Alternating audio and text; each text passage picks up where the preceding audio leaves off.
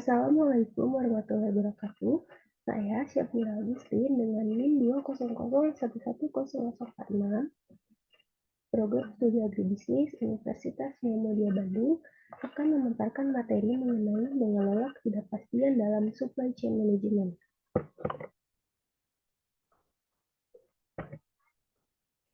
Materi yang pertama yaitu peranan keamanan inventory pada supply chain.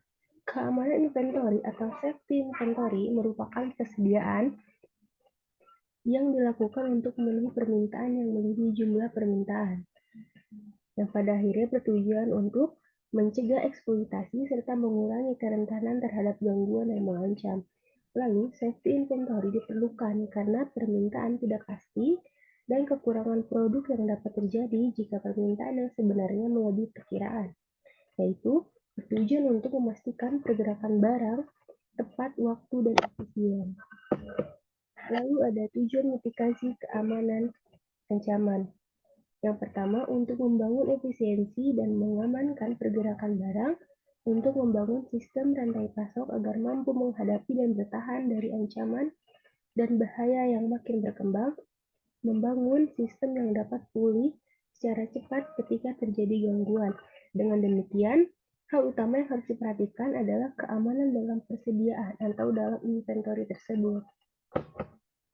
Lalu ada faktor penentu tingkatan keamanan persediaan inventory.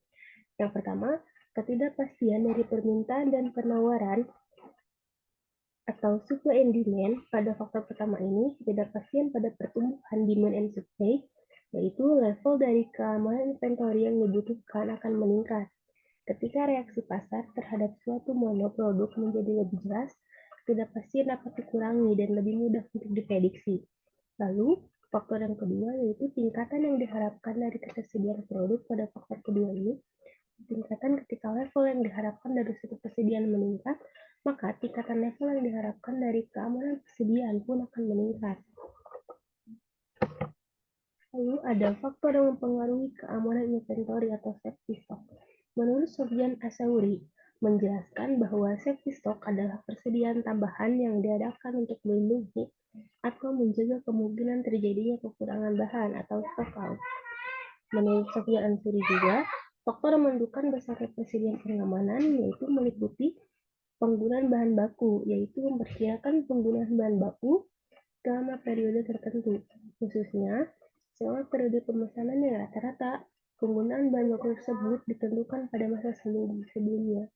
Lalu, faktor waktu atau lead time, yaitu terdapat suatu perbedaan waktu yang cukup panjang antara mengadakan pemesanan atau order untuk penggantian atau pengisian kembali persediaan dengan penerimaan barang-barang yang dipesan tersebut lalu diterima dan dimasukkan ke dalam persediaan atau stok. Lalu yang terakhir, besarnya penyediaan penyelamat atau safety stock, yaitu besarnya penyediaan penyelamat yang harus dimiliki sebuah perusahaan dan didasarkan atas pertimbangan yang sangat rasional dan dapat diukur, sehingga dapat menghasilkan penentuan kebijakan yang tepat dan efektif. Lalu di sini, dalam penyelamatan penyediaan atau safety stock terdapat beberapa pendekatan. Yaitu yang pertama, probability of stock approach, yaitu asumsi bahwa lead time adalah supplier pada suatu saat yang sama. Lalu yang kedua, level of service approach, yaitu persediaan penyelamatan perlu diadakan mempertahankan keberlangsungan kegiatan produksi dalam menghadapi kegoncangan atau fluktuasi permintaan yang mengakibatkan pemakaian barang dapat berfluktuasi dan tidak pasti. Kedatangan bahan yang dipesan yang mungkin terlambat. Di sini ada dua jenis tingkat pelayanan atau level of service, yaitu yang pertama frekuensi. Dalam hal ini, secara rata-rata tingkat jasa atau pelayanan dalam jangka waktu panjang akan dapat memenuhi seluruh permintaan pelanggan dalam periode pemenuhan penggantian dalam setiap 100 waktu. Lalu yang kedua, quantity level of service, yaitu perbandingan secara rata-rata dalam jangka panjang dari seluruh pemesanan pelanggan yang dapat dipenuhi atau dipasok dengan persediaan yang ada tanpa adanya penangguhan.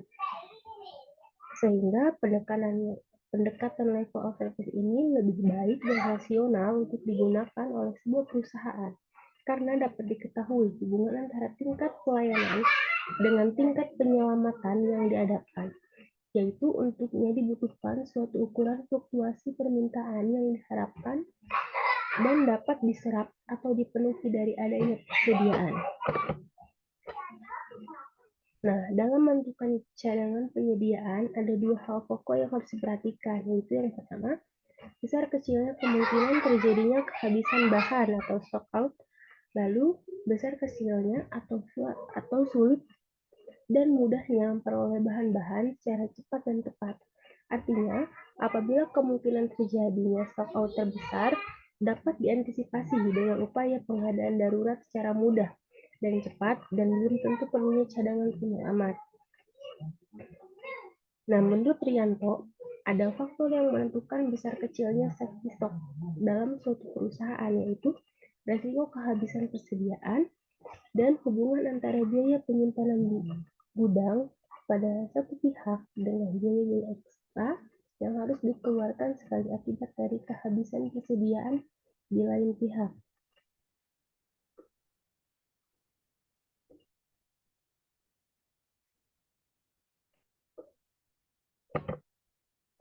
Lalu di sini mengurangi safety inventory tanpa mengganggu ketersediaan inventory.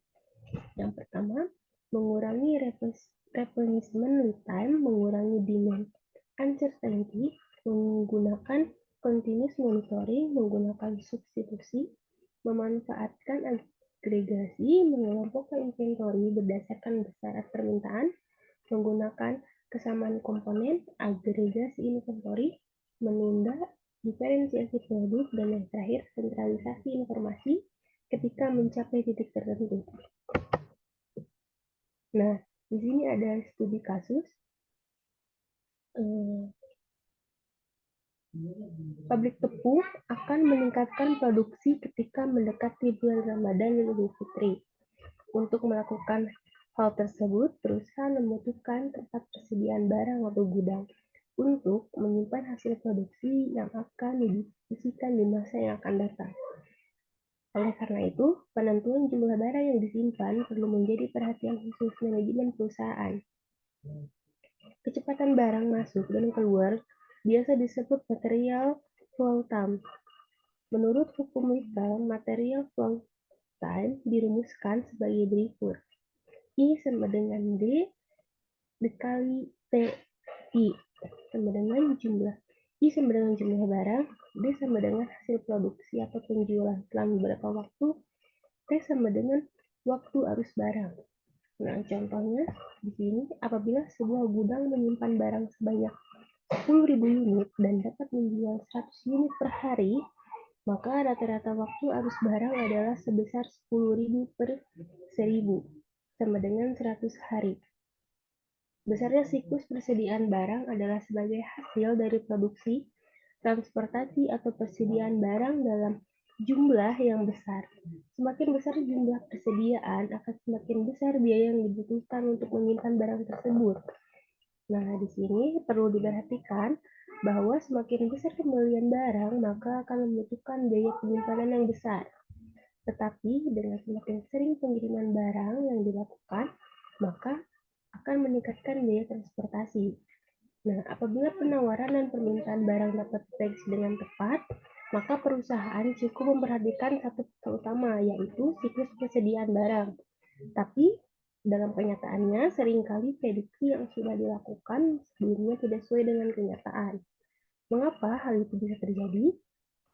Karena permintaan barang bersifat tidak menentu. Hal tersebut membuat kita salah dalam prediksi penawaran dan permintaan.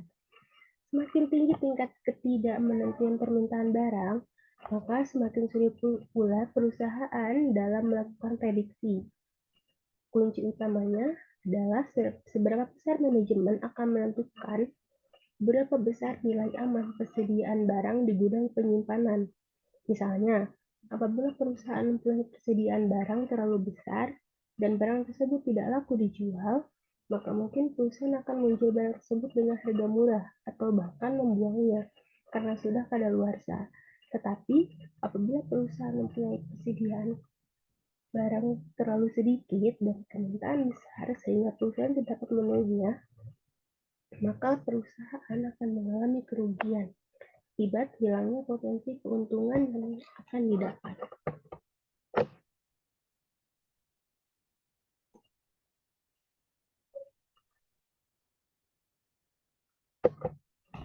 Mungkin sekian pemaparan materi dari saya. Mohon maaf bila ada kesalahan. Assalamualaikum warahmatullahi wabarakatuh.